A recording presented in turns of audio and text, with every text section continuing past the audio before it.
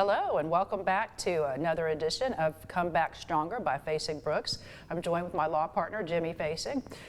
Jimmy, I see you have something in front of you today that is very apropos of what we're talking about and doing here today. Tell us about it. What is that? Well, I'm beyond pumped about this. This is my new book, When Life Knocks You Down, Come Back Stronger.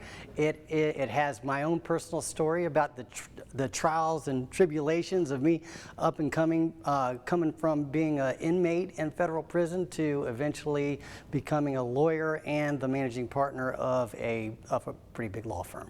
So pretty excited about it. Yeah. It tells all the nuts and bolts of how I did it, and I hope that everybody gets something out of it. Yeah, and that's your unique Come Back Stronger. Yeah. But this show we're bringing to everyone to try to introduce you to some other people and listen to their very interesting, unique stories, because everybody faces challenges. We know that. That's not what's unique here, but what we're hoping to bring you is some motivation and then some encouragement and some light at the end of the tunnel if you're struggling right now to see the kinds of people that we're bringing on.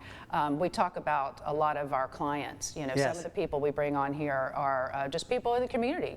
They've done a lot. They're giving back. A lot of times they're elected officials or they're community leaders. But tell us, let's talk a little bit about some of our clients, just a little bit, not specifically, but we see it so much in what we do. Well, every single one of our clients is going through one of the most challenging times of their life. And so I see our job is to be able to guide them into creating their own comeback stories. So that's what it's all about. It's about creating comeback stories from the pain and the suffering that we've been through and making that our strength and the wisdom that we go forward with. Yeah, so it's not about us being the hero, it's about us helping guide them. So that's exactly right. And we actually have a great comeback story that you're about to hear about Connor Miller. Cannot wait. We'll be right back. We're giving you a game plan on how you can take back control of your life to not just get back to where you were before you started, but also to come back stronger. This is a tragedy in your life, it's an accident or it's a loss that you never expected to suffer. But every tragedy carries with it the seed of an equal opportunity. And so our job is to guide our clients to take advantage of that opportunity. And that is the most fulfilling thing that I do in my job. When I give my client that settlement check at the end of the day, if they can walk out of there feeling like they are the hero of their own story and they're proud of themselves because they did what I asked them to do, they took my guidance and they ended up with seeing that light at the end of the tunnel and actually reaching that light, that's what it's all about.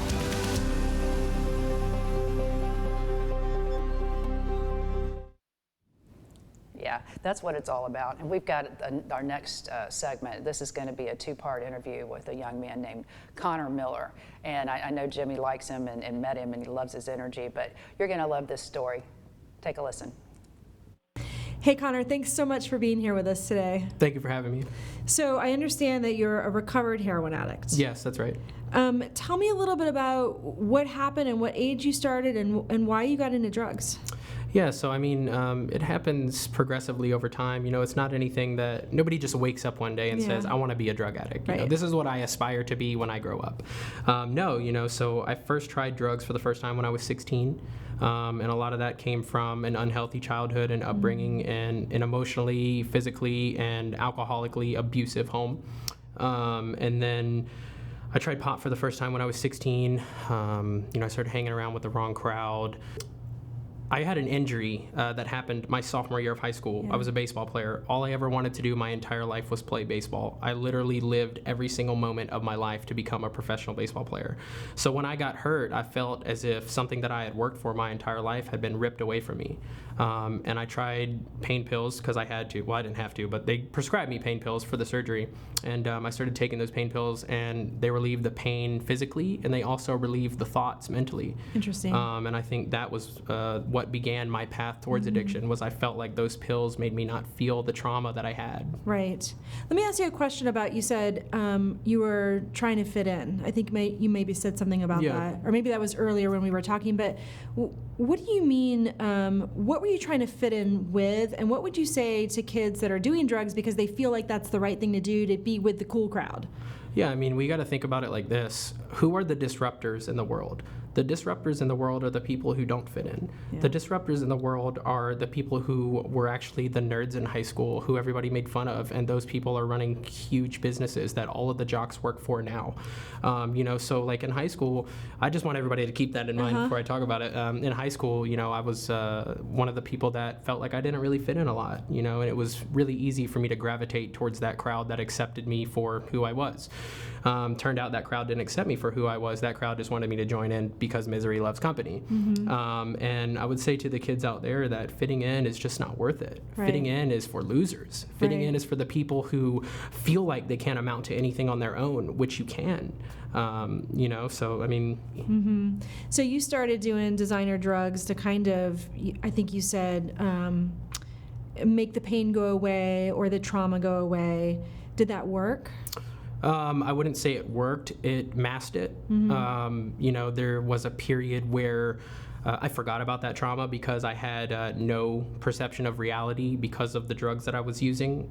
So no, it didn't make it go away. It only prolonged the feeling of it. And then what happened as a result of your drug use? I know you went from heroin to crystal meth and cocaine and tell me a little bit about my that. drug use actually progressed really fast. I did alcohol. Well, I tried alcohol for the first time when I was 16. I smoked pot when I was 16. By the time I was 17, I was shooting up heroin. Wow. And a lot of it had to do with wanting to fit in, wanting to be in the crowd, wanting to be with the people that accepted me. And like I said earlier, it turns out the people didn't accept me. They accepted me because misery loves company, and they wanted to add another person to their group. So what happened after you started using all the drugs? Did you wind up going into college? Did you wind up, I think you said you went to jail, you went to rehab. Let's talk about that. 17 to 18, I was using drugs all the time, skipping school, getting terrible grades. I even got kicked out of my high school when I was 17. And then I got arrested for the first time either on my 18th birthday or the day after. I went to jail for one night. I got bailed out. And after that, about a week later, I actually went to a wilderness program. My parents sent me to a wilderness program, and it was called Second Nature. And basically what it is it's a program where troubled kids or people who are struggling with addiction or abusive households or any kind of mental trauma that a kid is struggling with, they'll go to that group. My group just happened to be an addiction group. I stayed in that group. I was supposed to stay for 8 weeks. I ended up staying for 16 weeks, naturally, because it takes me longer to do everything, it seems like. Is that what got you out of your addiction? No, actually, I went there, I completed the program, everything was great, and I moved to Salt Lake City when I was 18. I moved there for a year, and I finished my senior year of high school there. I got an offer to go to the University of Utah on a baseball scholarship, and I ended up turning that offer down to go home and be with somebody in a relationship that I had been with throughout high school. And within 2 weeks, I was in jail. Wow. So within 2 weeks of coming back from Utah, I was back on drugs and in jail. Yeah. I want to ask you a personal question. I want to know, I think it's really helpful for people to understand what some of your darkest days were when you were an addict. Because obviously you're clean now, and part of your comeback story is how bad were you before you came back? So what were some of your darkest days like, either in rehab or in jail or what? So for me, I've been to jail 5 times. I've been to rehab 6 times. I've been homeless. And throughout that, I would say the worst part of it is not having a relationship with my family. That was the worst part of my addiction. There are several other things that happened that were eventful, but as far as like the emotional side of it was not having a relationship with my family. I mean, I got to the point in my addiction where my parents wouldn't even pick up the phone when I called. And as an 18, 19, 20-year-old, it just feels terrible. It's like, man. And then also, it's like you still haven't learned how to really deal with those emotions, so you don't really know how to build that relationship back with your parents. So what do? You just do more drugs. Yeah. So, I mean, I've used dirty needles probably hundreds of times. I'm very, very blessed that I don't have some kind of disease or that I haven't died from overdoses. I've had several overdoses. So what ultimately got you off drugs? It's funny because it's far different than what you would think. The standard, some guy, he overdoses, says, oh man, I'm never going to do that again. Or, you got a guy that goes to jail for 36 hours and says, oh man, that was terrible. I never want to hear that again. Right, but here you were in rehab 6 times and in jail 5 times, and none of that worked. So what worked? Like, how did you find it within yourself to come out of it? Yeah, I mean, there were several moments where I should have come out of it, where I should have felt like, man, if I keep doing this, I'm going to die. And there were actually times where I knew that I was going to die if I continued down the path that I was going. But what actually got me clean was somebody showing me empathy. I had never really experienced that in my life growing up. Growing up, I grew up in a household where, the standard, what it means to be a man is you can't have emotions, you gotta be tough, you just get over it, you move crying, on. Suck you it up. don't cry, suck it up. Rub some dirt in it. Yeah, rub some dirt on it. So I heard all that stuff growing up. And, I never really had experienced empathy, maybe from my mother, but really where I was looking from it was from my father. And I had never really experienced that. So after I had got out of jail, the last time that I had been in jail, so during that time I had done a span of 22 months actually behind bars. Wow. Total, within that 5 times of going to jail. So I got out of jail the last time, and within 3 months, I was partying, I was doing cocaine, I was drinking, and I was driving home from a party, and I was completely obliterated. I never should have been behind the wheel at all. And I must have been swerving like terribly, because this dude was like adamant about pulling me over. Pulled over. He comes up to my car and asks me for my license, registration, and when he takes one look at me, asks me if I've been drinking. So I told him yes, that I had been drinking, and he took my ID and went back to his car. He comes back to the car and asks me if I can get somebody to come pick me up. And I looked at him like, did you look up the right person? Like, did you look up my history? Did you look up that I've been arrested for all these things and that I'm a drug addict and whatnot? And he just looked at me and said, I just want you to get somebody to come pick you up. And at the time, I couldn't really understand why. Right. Like I kept asking myself that whole night, like I couldn't really sleep that night. The whole night I got home, I kept asking myself, like, why did this guy? But he believed in you. 100%. He saw something in you that he believed in you, and you didn't believe in yourself. No, I didn't believe I could become anything in my life at that point. Wow. I had no self-confidence. I had no self-esteem. I thought I was nothing. And that next morning, I woke up. I slept maybe like 2 hours, because all night I was just thinking, like, why? I woke up the next morning and I factory reset my phone, and I deleted everything out of it, all the contacts, Everybody gone. all the messages, pictures, like whatever, just everything. Because at the end of the day, our life is on the device, So I think that day, when I woke up after I did that, I looked in the mirror and I probably cried for 8 to 10 hours because I just really didn't like who I was. Yeah.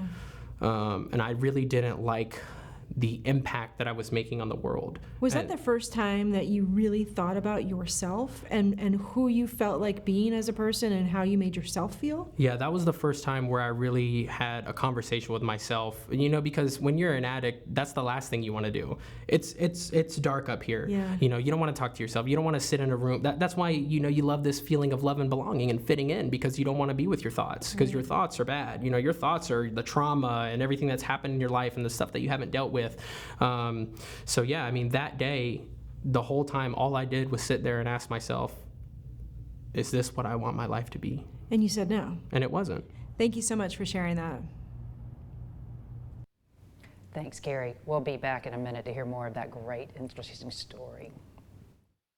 When you come into my firm, you see a lot of faces that look like yours. You see a lot of people that had the same problem before they got to work. A lot of people who left kids with mismatched shoes and a lunch bag, you screaming, just because you had an appointment you had to make. We get you. We get you. You have to go to a lawyer that will understand your story as a woman, because women have different stories than men do, and that's just a fact of life. And if you're a woman that's been injured, either through a slip and fall or a trip and fall in an auto accident, you have to go to a lawyer that's going to understand what your daily existence was like before, what it's like now, what the injury means to your entire family, and what you need to do to come back and be where you were before, and even come back and be stronger than where you were before. They just need to have the courage to pick up the phone, because we are going to take the burden of this accident or you being hurt off of your shoulders. We're going to put it on our shoulders, so you don't have to worry about it. Exactly. You can worry about everything else in your life, but not this accident. We're going to worry about that for you. Yeah, we're going to hear a little bit more from Connor, including what happened, how he brought himself out of that tailspin. Let's hear more. All right, Connor, thanks so much for sharing. I really appreciate you talking about your dark days of active addiction. And what I want to do is I want to talk about your recovery and where you are now and how you got there and what your comeback story has been. So after you had that moment, you had an empathetic police officer, you discovered that you hated yourself and you didn't want to be like this. What did you do to tell yourself who you wanted to be, and how did you become that person? So I think the biggest thing first is actually figuring out who I was. I know what I didn't want to be, but I didn't know really who I was at that moment, because the decision I was making wasn't really a reflection of who I was. I have a theory that who you are is who you've always been. Your character traits and your makeup and your beliefs are always there. They just get masked by these decisions that you make and the trauma that you have. So I had a sense of who I was at my core, but I also had been told all these things my whole life. Growing up, if you're told who you are and how you feel and what you're supposed to be, and you'll never amount to anything unless you do this, and that's traumatizing to a kid.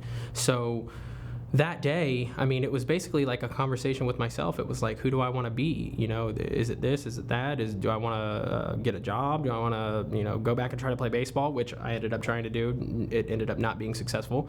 But at that moment, I think it was more of like, I had a blank slate to just try things, to just try to find out who I was. And what I had realized is there was a period of my life where I would start something and then it would get hard and then I would give up halfway. And this was the decision that I made in this moment, that I wasn't going to give up halfway on recovery, because recovery inevitably is going to be hard. There's going to be times where you feel like giving up. And the thing that I always reflected back to during those times was, this is way better than where I was. And did you find that you loved yourself? I found that I was working towards loving myself.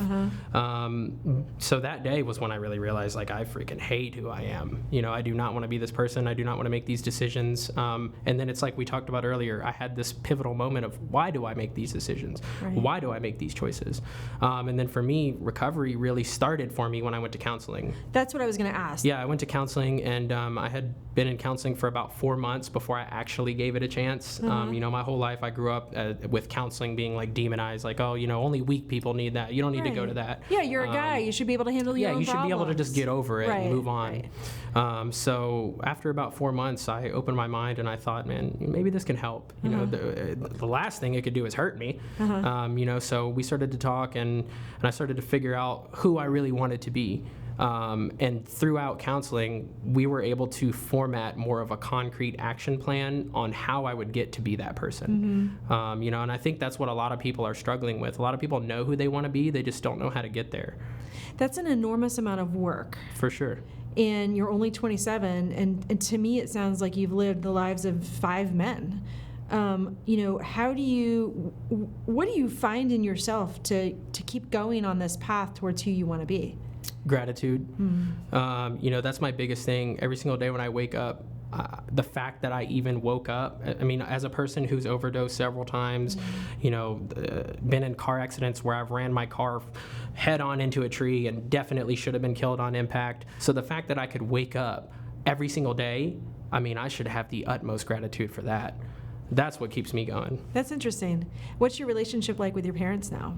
My relationship with my parents is great. My mother and I, we don't see as each other as much as I'd like to. Life is busy and everything, but I actually work with my father, and we work very closely together. We've built the business together over the last 4 years, and our relationship is better than it ever has been in our entire life.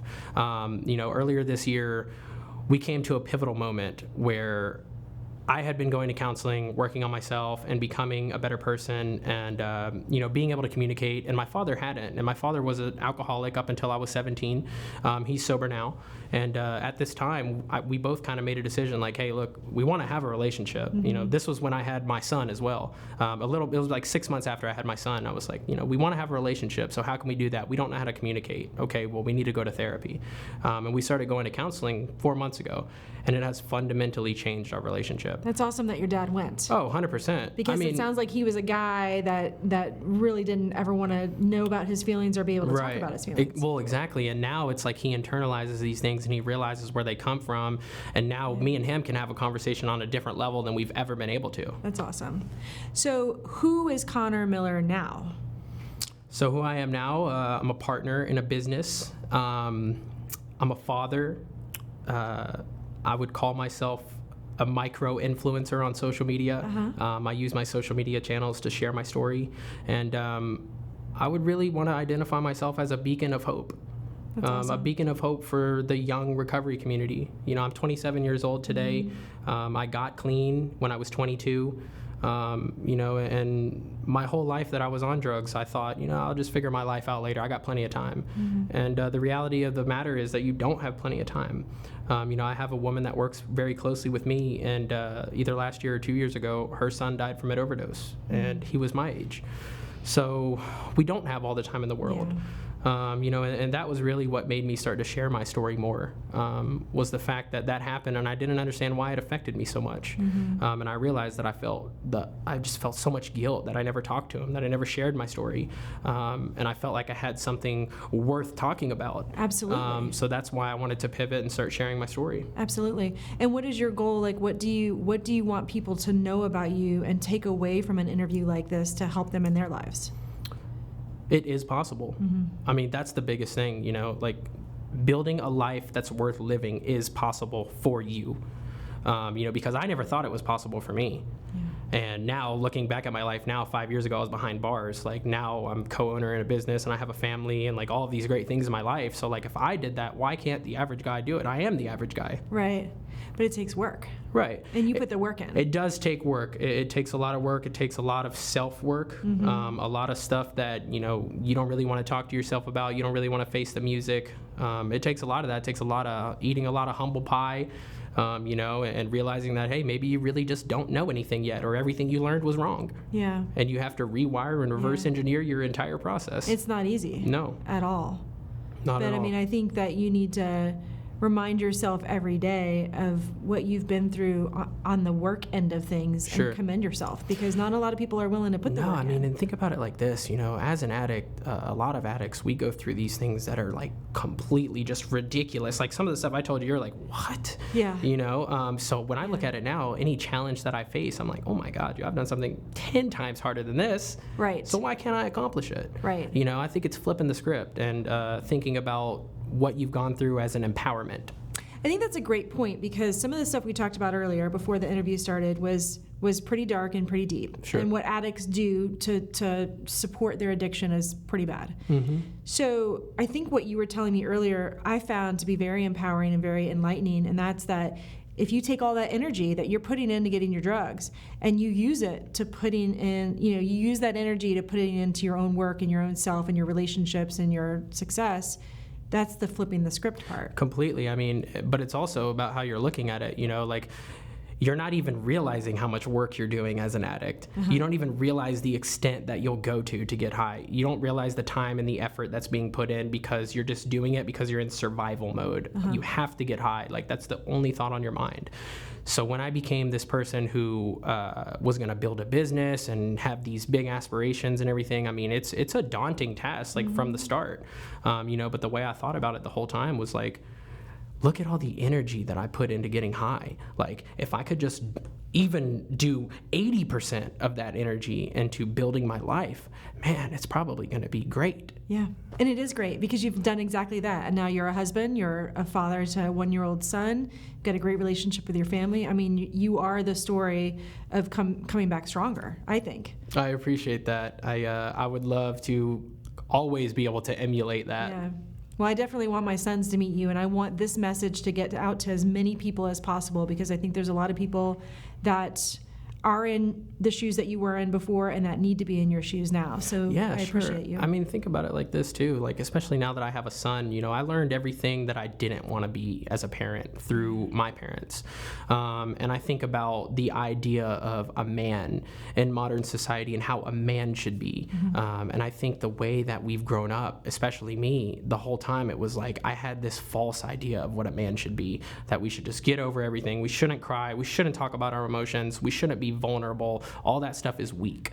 And now I actually view that stuff as the complete opposite. I view that stuff with having the utmost strength, like especially as a man, your emotions matter. Yeah. You know, where you are in your life, in your headspace matters. The trauma that you've had in your life matters. All of these things that you don't really talk about as a man matter. Yeah. You know, my goal would be to fundamentally change the way that a cool man is thought about. You know, it should be kindness, it should be caring, caring. It should be empathy. It shouldn't be tearing people down. It shouldn't be doing anything that you possibly can to get to the top. I mean, these are all the things that we learn growing up as men.